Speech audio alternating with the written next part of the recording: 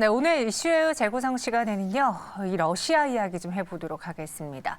갑자기 21세기 웬 전쟁이냐, 많은 분들 놀라셨을 텐데 우리가 예상했던 그 지정학적 리스크가 전쟁으로까지 점점 번져가면서 우리 시장을 더욱더 흔들리게 만들고 있습니다. 관련주들의 희비도 엇갈리고 있는데요.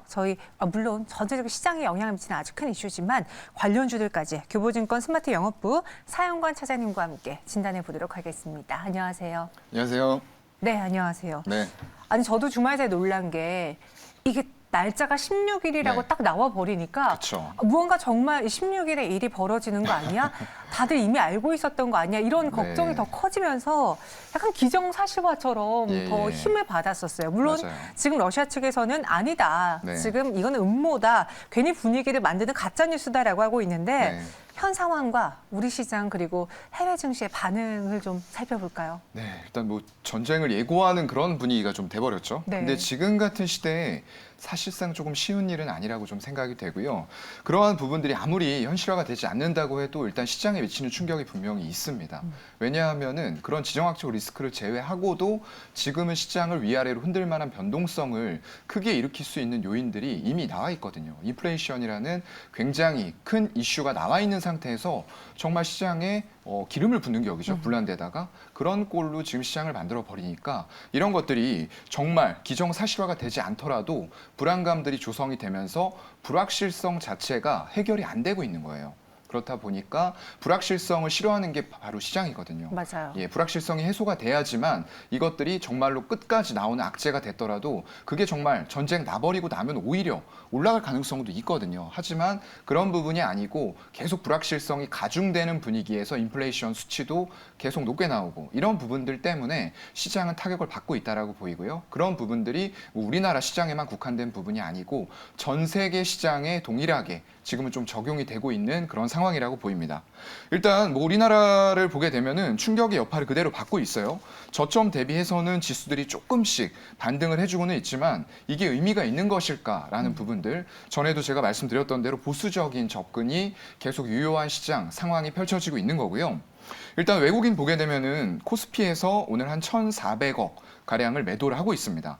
아주 많은 양은 아닌데 이게 화학이라던가 철강, 금속, 기계, 전기전자, 운송장비, 서비스업까지 주요한 업종에 대해서는 전부 다 매도가 나오고 있다는 거예요. 그리고 그 외에 금융업이라던가 은행 쪽에는 오히려 이제 수급이 몰리는 그런 현상들이 나타나고 있고요. 의약품 쪽도 수급이 좀 몰리고 있습니다. 다만 이런 부분에 있어서 지속성이 없다는 게 문제죠. 이 섹터를 과연 외국인들이 계속 매수할 거냐? 그건 또 아닐 거란 말이에요. 계속적으로 불확실성을 가중시키는 시장 속에서 섹터별, 업종별 순환매가 계속적으로 일어날 수밖에 없는 그런 장세가 계속되고 있다라고 정리를 해볼 수 있을 것 같습니다. 네, 이 지정학적 위기감이 항상 오르게 되면요, 사실 안전자산으로에 대한 심리가 더 커지잖아요. 네, 그래서 뭐 그렇죠. 금값도 계속 오르고 달러도 오르고. 근데 여기에다가 러시아 하면 우리가 천연가스가 생각나기 때문에 네. 이거 유가도 계속 오르겠다. 이거 정말 큰 문제가 되겠다라는 이야기가 있습니다. 100달러 넘어서 100불 넘어서 120불 이야기까지 나오고 네, 있잖아요. 맞아요. 100달러는 뭐 기본적으로 넘는다고 생각을 해야 될 것 같아요. 이제는요. 네, 이러한 부분들 지정학적 리스크가 없다고 하더라도 굉장히 가파른 유가의 상승. 이게 코로나 이후에 어떤 회복된 석유화학 제품에 대한 수요 이런 부분들이 겹치면서 유가를 굉장히 빠른 속도로 상승을 시키고 있는 그런 분위기고요. 한 달 전 대비했을 때 10달러 이상이 상승이 되고 있는 그런 분위기예요. 거기다가 일단은 지정학적 리스크까지 같이 복합적으로 엮이면서 유가 상승 속도가 더 빨라질 수도 있다. 이런 관측들이 나오고 있는 상황이고요. 미국에서 이제 제재에 대한 거에서 원유 수출 감소 이런 부분들이 하루 수출량의 세계 원유의 교역량의 12%를 러시아에서 담당을 하고 있거든요. 이러한 부분들도 지금 불안감을 계속적으로 가중을 시키고 있는 거고요. 러시아가 이런 석유화학 제품뿐만 아니라 원유뿐만 아니라 천연가스 그런 부분까지도 같이 축소를 할 경우에는 원유 수급이 더욱더 악화가 될 수밖에 없는 시장 환경이 만들어지고 있는 거죠. 유럽의 가스 소비의 3분의 1을 러시아에서 수입을 하고 있습니다. 그만큼 많은 양을 러시아가 담당을 하고 있기 때문에 이게 불확실해진다고 하면은 더욱더 지금 겨울철에 이제 한창 추울 때는 지났지만 그래도 이번 주에도 막 영하 10도 이렇게까지 내려가더라고요. 네. 그렇다고 하면은 유럽이나 이런 쪽들에서도 난방유 수요가 계속적으로 발생이 되면서 이런 부분들을 가중시킬 수밖에 없다. 거기다 최근에는 이제 아랍에미리트 쪽에서 석유 시설에 대한 드론 공격까지 발생이 되면서 여러 가지 복합적인 요인들이 정말 시장을 죽어라 하고 자꾸 이런 악재들이 점점 더 터져 나오는 그런 느낌이거든요. 근데 이런 부분들이 결국 언젠가는 진정이 되면서 다시 한번 불확실성을 해소시키고 올라갈 텐데 과연 이제 그게 언제냐 이런 부분들이 문제가 될 거고요. 필연적으로 지금 $100 이상은 간다고 봐야 될 것 같고요. 네. JP 모간에서 한 얘기 보면은 $150까지도 지금 얘기가 나오고 있어요. 물론 단기간에 유가가 불확실성에 의해서 급등을 할 수는 있습니다. 하지만 그 이후에 급락도 같이 동반을 할 수 있다. 이런 부분들은 좀 생각을 해보셔야 될 것 같고요. 오펙 플러스에서는 미국에서 증산을 계속 요청을 하고 있음에도 불구하고 일평균 생산량 40만 배럴을 계속 유지를 하겠다라는 입장을 고수를 하고 있는 그런 상황인 거죠. 네. 아니, 저희 2020년도 3월 그때 이제 코로나 때문에 네. 많이 힘들었을 때 그때로 돌려가면은 유가가 너무 많이 빠져서 맞아요. 상승을 추후에는 언젠간 상승하겠지 하고 레버리지에 베팅하신 분들의 경우에는 네. 갑자기 그 상품이 그냥 영원으로 그렇죠. 수렴해버리는 네. 그런 상황까지 있었거든요. 네. 그래서 이번엔 유가가 올라도 그 오르는 거에 대한 베팅을 못한 분들이 많았어요. 그렇죠. 네. 근데 이게 아니나 다를까 $100, $120, $150까지 나오니까 그럼 지금이라도 네. 유가 상승과 관련된 종목을 사는 게 맞는 걸까 고민하시거든요. 어떻게 할까요? 일단은 지금 선반영은 꽤 많이 됐다라고 봐요. 어. 그렇기 때문에 지금 따라잡는 것은 어떤 좀 가치 투자라던가 중장기적으로 안정적인 수익률을 원하는 분들께는 맞지 않을 것 같아요. 하지만 이런 시장에서 정말 나 할 거 없어. 그런데 이쪽이 움직이니까 이쪽에서 트레이딩을 한번 해보고 싶은데 라고 생각을 하시면은 가능할 거라고 좀 보고 있고요. 일단은 이 부분을 좀 앞서서 말씀을 드리면은 이 재고평가 이익, 유가를 가지고 있는 정유사 입장에서 봤을 때 재고평가 이익이 크게 상승할 수 있는 그런 부분들이 있습니다. 하지만 이게 유가가 너무 올라버리면 맞아요. 오히려 수요가 위축이 될 수가 있다는 거예요. 이 일정한 선을 넘어서면은 한계선, 임계점이라고 하죠. 그러한 부분들을 넘어서게 되면 오히려 감소하는 부분들이 분명히 나타날 수가 있습니다. 그래서 아까 말씀드렸던 대로 급등 이후에 급락파가 나올 때 조심해야 될 것 같다. 이런 부분을 먼저 한번 말씀을 드렸던 거고요. 정유사는 보통 원유 매입을 해서 정제 과정을 거치면은 한 3달, 늦어도 3달 정도에는 판매를 하게 됩니다. 그만큼의 시간차가 조금은 있다라고 보이고요. 대표적으로 이제 S오일이 될 것 같아요. S오일은 국제 유가, 이제 정제 마진이 최근에 급상승하면서 재고평가이익이 급하게 늘고 있는 그런 좀 회사로 볼 수가 있을 것 같고요. 1년 새에 배럴당 정제 마진이 4배 가까이 상승을 했습니다. 이게 손익분기점이라고 하죠. 그게 배럴당 최대 한 $5 정도 선으로 보고 있는데 한 $7.5 선을 돌파를 해버린 거예요. 그렇다 보니까 큰 이익이 거기에서 발생을 하면서 재무제표상으로 굉장히 큰 수익들을 4대 정유사가 내고 있는 것으로 지금 관측이 되고 있는 거고요. 이 정제마진이라는 거는 최종 석유 제품가에서 원유가라던가 수송비, 운영비 이런 부분들을 제외한 그런 마진이 될 것 같은데요. 이 부분이 아까 말씀드렸던 대로 손익분기점을 넘어서면서 정유주에 대한 관점은 S오일 최선호주로 볼 수밖에 없을 것 같고요. 테마성으로 움직이는 종목들도 분명히 있습니다. 아까 말씀드렸던 대로 나는 트레이딩을 하는 사람인데 지금 같은 시장에서 트레이딩을 할 만한 종목들이 마땅히 나오지 않고 있어라고 하면은 이제 테마성으로 좀 약간 대장격으로 움직이는 종목들이죠. 네. 중앙에너비스라던가 흥구석유 이런 것들을 어떤 눌림목이라던가 분봉으로 좀 보셔야 될 것 같아요. 기술적인 관점으로 좀 먹고 빠지고 이런 트레이딩에 가능한 종목들로 좀 보고 있습니다. 트레이딩으로 접근하는 게 좋겠다라고 이야기했습니다. 왜냐하면 네. 급등 이후에 갑자기 급락이 나서 타이밍을 또 잘 못 잡으면 맞아요. 지난번과 같은 사태가 벌어질 수 있기 네. 때문에 이 점 꼭 염두에 보자라고 이야기해 주셨고요. 그리고 이 지정학적 불안감 때문에 유가도 상승하지만 또 오르는 게 하나 있습니다. 방산주거든요. 지금 우크라이나 사태 수혜로 네. 방산주를 봐도 됩니까? 아니 우리나라 네. 방산주들이 정말 수혜를 볼까요? 그렇게 보기는 좀 어렵지 않을까 싶어요. 결론부터 말씀을 드리면요. 일단 이런 부분들이 항상 나오는 거죠. 뭐 빅텍, 스페코 이런 종목들 북한에서 미사일 쐈다라고 하면은 예전에는 반짝 올랐어서 이제 그 이후에도 시세를 강세로 유지하는 경우들이 많았었는데 이게 학습 효과가 생기다 보니까 그날 당일로 매매하고 나와버리니까 윗꼬리가 길게 달리거나 음봉 전환을 크게 해버리는 이런 상황들이 발생이 된단 말이죠. 오늘 같은 경우에도 약간은 좀 그런 부분들이 있는 것 같아요.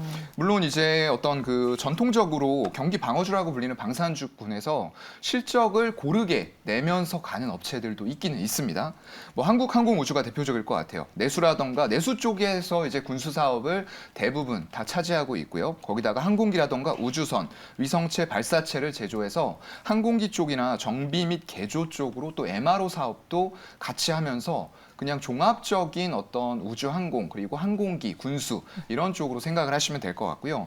주력 수출 제품이 타사 제품 대비해서도 경쟁력을 충분히 갖춘 그런 기업으로 좀 알려져 있습니다.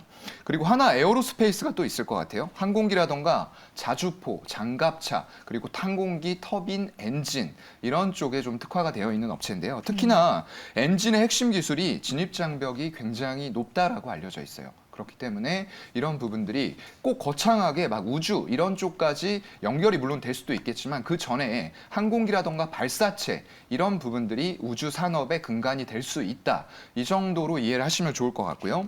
그 외에는 풍산 같은 게 또 있죠.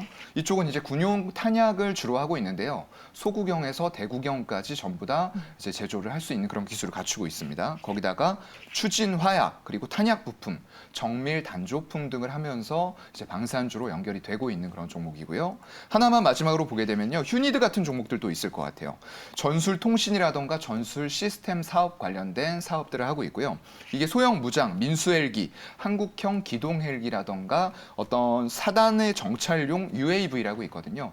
이런 쪽들로까지 확대가 될 수 있는 부분들인데 결국에 글쎄요. 러시아 쪽에 만약 전쟁이 일어난다고 했을 때에도 네. 제가 말씀드린 이런 기업들이 정말 수혜를 받을 수 있을지는 모르겠어요. 그렇기 때문에 굳이 전쟁 관련주라던가 이런 쪽의 테마적인 성격으로 묶지는 마시고요. 이런 부분에 있어서 방산 부문이 꾸준하게 캐시카우 역할을 해주면서 나아가는 동시에 우주항공 산업의 밸류를 받을 수 있는 우주 산업의 영역들도 같이 펼쳐나갈 수 있는 기업이다 정도로 이해를 하시면 좋을 것 같습니다. 네, 실제로 이 기업들의 그 방산 제품들이 바로 팔리는 건 네, 아니니까요. 그 그렇죠. 수혜로 보기보다는 실적이 잘 나오고 있고 성장이 있는 종목으로 접근한다면 그 투자는 유효할 것이다. 정리해 주셨습니다. 그럼 마지막으로 이와 반대로 이 전쟁 위기 때문에 이 고조 때문에 뭐 증시가 전체적으로 추락하고 있기도 하지만 특히나 항공주들, 네. 기술주들 좀 많이 밀리고 있거든요. 그렇죠. 항공우주들은 최근 또 리오프닝 관련주로 미리 매수하신 분들도 많으실 텐데 맞아요. 보유자분들 대응 전략과 또 이 힘든 시장을 위한 시장에 대한 전체적인 조언까지 한 번에 들어볼게요. 네, 일단은 오늘 시장 상황 보게 되면 아까 말씀드렸던 대로 네. 기관 쪽 매수가 있는데 거의 연기금이 다 매수하고 있고요. 외국인들이 거의 다 매도하면서 개인들은 이제 전체 시장으로 봤을 때는 한 200억 가량 매도하는 것으로 보이는데 업종별로 들어가게 되면은 크게 매도하고 매수하는 종목들이 꽤 많이 보인다는 거예요. 예를 들어서 개인들이 오늘 크게 매수하는 종목들이 서비스업 쪽이라던가 운송 장비는 거의 840억을 매수하고 있어요. 현대차나 기아 같은 이제 완성차 업체들 매수를 많이 하고 있다는 거거든요. 그렇다고 하면은 이런 관점에서 봤을 때는 우리가 아무리 많이 떨어진 것 같고 현대차가 물론 기술력 가지고 뭐 전기차라던가 수소차 쪽으로 나아가고는 있지만 지금 당장은 이런 쪽으로 접근을 해서는 안 된다는 시그널들을 수급적인 요인들에서 보여주고 있는 거예요. 그렇기 때문에 이런 쪽들을 너무 섣부르게 접근하는 전략은 좋지 않을 것 같고요.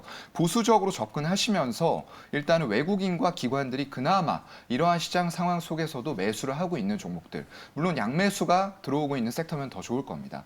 그런 종목들이 지금 오늘은 의약품 쪽이에요. 오. 네, 외국인들이 420억, 기관에서 150억 정도를 사고 있거든요.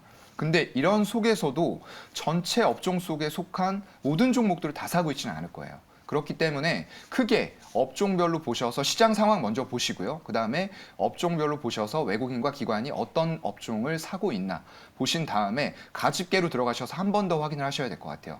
그러한 업종 내에서도 어떤 종목들을 선별적으로 사고 있는지. 그래서 결국에는 숲이 아닌 지금 나무 전략, 시장이 안 좋은 가운데에서도 매매를 하길 원하시는 분들, 트레이딩을 하기 원하시는 분들을 위해서 말씀을 드리는 거고요. 그 외의 분들, 조금 안정적인 부분들이라던가 아니면 이런 시장 환경이 나아지는 걸 확인하고 들어가고 싶다. 라고 생각을 하시는 분들은 지금은 쉬는 게 좋을 것 같다라고 여전히 보수적인 관점을 말씀을 드릴 수밖에 없을 것 같아요. 그래서 여전히 인플레이션은 높습니다. 높은 수치로 나오고 있고요. 전에 이제 제가 말씀드렸던 게 보고서상으로 나왔던 부분에 연내 7번 그리고 내년에 4번에서 11번의 금리 인상이 있을 수도 있다라는 보고서가 나왔거든요. 네. 근데 이러한 지정학적 리스크까지 같이 붙게 되면서 지금 연내 연준에서 4회 인상을 할 거다라고 베팅을 많이 했던 투자자들이 최소 6번 이상으로 올리고 있어요. 거기다가 9번의 베팅을 하는 사람들도 지금 나오고 있거든요. 그럼 얼마나 올리겠다는 거예요.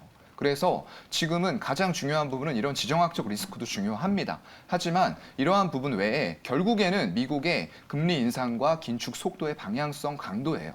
그렇기 때문에 일단 3월 달에 50bp 인상을 할지 말지 이런 부분들도 당장의 시장에 영향을 미칠 것 같고요.